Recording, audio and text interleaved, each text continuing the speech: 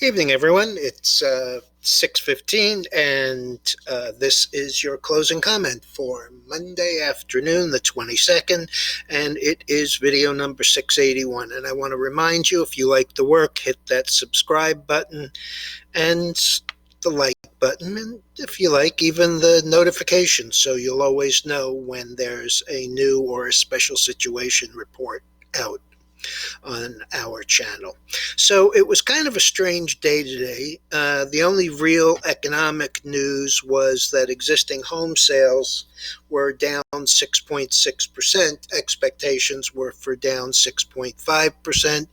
The reason that this is not an overwhelming issue is because everyone expected it, because of the shortage of inventory of homes for sale, coupled with the massive increase in prices and the fact that, credit may not be becoming more costly, but it is getting a little bit more difficult to get. In any event, the Dow closed up 103.23, or 0.3%, while the NASDAQ outpaced it dramatically, up 163.30, or 1.23%. But what struck me was the fact that we had 1.2 to 1 down in the Dow and 1.4 to 1 down in the NASDAQ. The S&P was up 27.5, or 0.7, and the Russell continued its slide down another almost 21, or 0.9%. And transportations were down about 13.62, or just 0.1%. But really, the biggest news of the day came in the transportation sector, as KSU, Kansas City Southern, is being bought by Canadian Pacific. That forms, as I mentioned this morning, that forms the first railroad that serves the entire continent, from Mexico through the U.S. and all the way to Canada. So that's a pretty big deal. I actually was surprised that transports didn't act a little better. AstraZeneca up almost $2 at 51.20. For the 73rd time, they announced that they're going to seek emergency use for their vaccine. I also mentioned that this morning because there seems to be kind of disputed data on this. First, it was banned in several places because it caused bleeding and blood clots. Then 2 days, literally 2 days later, the company came out and said, "Oh yeah, no, we've investigated, and that's not the case." And the stock was back up, and then again, it now has been banned again for the same reason. So I hardly find 2.5 days of investigation meaningful. Data General was up today on an upgrade at Evercore ISI. The stock closed 193.96, up $6 and change, 3.3%. This is a stock that reported earnings last week and fell down to about 173.5, and now has fully recovered.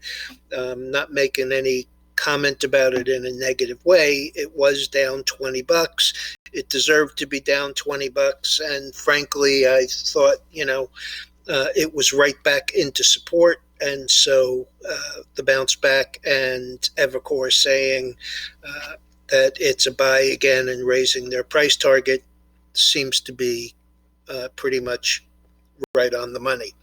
Okay, Tesla, which this morning traded just under 700 on Cathie Wood's new price objective, Cathie Wood's of ARK, of 3,000 as the major bull case. The stock closed 670, up only 15 after being up 44. So that was met with lots of jubilation and a little bit of a question as to, whether or not that's really true. Apple was up 340, and in fact was not the strongest of the Dow stocks, but right up there, up 2.8%. The strength in the Dow, even though more down than up, was centered around Microsoft, which added 37 Dow points, Amgen 25, and Apple 23.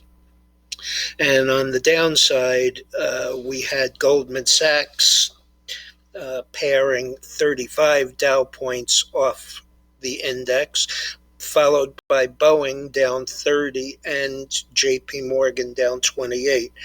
All three of those stocks has been, fairly sharply higher of late. The chart on the screen is, the chart on the screen is Bitcoin.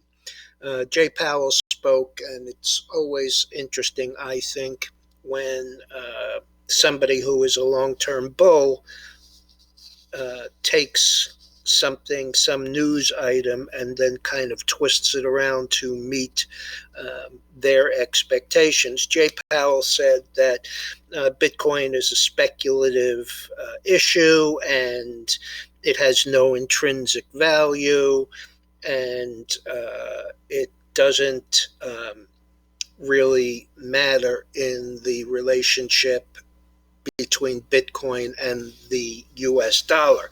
The dollar, by the way, was down just 18 cents today, which is really not particularly meaningful at 91.74.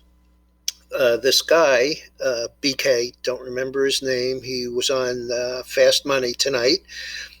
What he got from that was Jay Powell says there's no problem with Bitcoin and the US dollar. It doesn't threaten the dollar at all.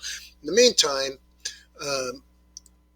I still showed you this chart this morning as the weekly, and as you can see, we had a new closing high. This morning, when I talked about it, it was still trading around 56,000, and in fact was down on the day, but it was a very short range day. As it closed, the range was increased a little, and we had a high of 58,400, so right up in that area where we have these tops, and the close on Friday at 58,975. So we were never up on the day. We moved all the way back down to the area that I am looking at as support, which is about 52.5, 53,000. However, we closed 55,600, down 3,300, and we are down an additional 1,200 tonight. Oil was up 12 cents, not really much action. Gold was really kind of all over the place today. It closed down only about $3.60 after actually trading all the way down to $17.26, or down about $16. So a $20 range in gold at $17.40 is not really too extreme a move, but it did close down on the day, kind of mid-range. I'll give you a look at it here. Very short range day. Let's go to a little closer in. And as you can see, it's about unchanged tonight, and today's range was a slightly higher high and a slightly lower low, so an outside day, but really not meaningful. But what was more meaningful, which is something that I pointed out over the weekend in my charts with comments, was that the 5-day has now broken above the 20-day, which is the old Dick Donchian rule. 5 and 20-day moving averages and crossovers generally confirm or initiate a new trend. With gold down from 2,100 here, actually a little further back, from 2,100 all the way down to this low of 1,665. change in trend would be interesting. I think there's a fair amount of resistance at 17.75, or roughly about $40 over where we are today. Okay, just a couple of more quick comments.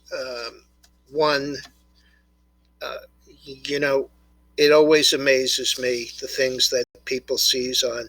They actually broke in this afternoon on CNBC for breaking news and had Steve Leisman, who, I'm not going to say anything negative about him, but I'm also not going to say anything positive about him. It's a little too ivory tower for me. So the breaking news about the Fed was that Chairman Powell is going before Congress again tomorrow, and he's going to say that the Fed is going to do whatever it takes to keep the economy rolling. Breaking news? Seriously? It's exactly the same thing he has said every time he has spoken for the last 8 months. So I don't know about breaking news. Okay, support.com, SPRT, traded $9.45 this morning and closed at $7.27, up $5.13, 239%. That clearly is the home run of the day. Being bought by a private company, Greenidge Holdings, which is a Bitcoin mining company. And in a twist, they actually own their own power plant. So as far as the cost of mining Bitcoin, they have kind of a closed loop. So home run of the day. Now, the disaster du jour was a company, symbol is RLX. This company's only been around since January, has a high of $35. And Citi on Friday just reiterated their price objective of $20, which was really not terribly meaningful, except reputationally, since the stock had closed at $19.46. Today, however, it closed at $10.43, down $9.03 or 46.4%. This is a Chinese company, which bears a warning regardless. It's an e-cigarette company, which also involves having your own internal warning about it. And the Chinese regulators are now going to introduce new regulations for e-cig. So the home run of the day, SPRT, the disaster du jour, RLX. And that's all I have for tonight. Have a good evening, and I'll be back first thing in the morning.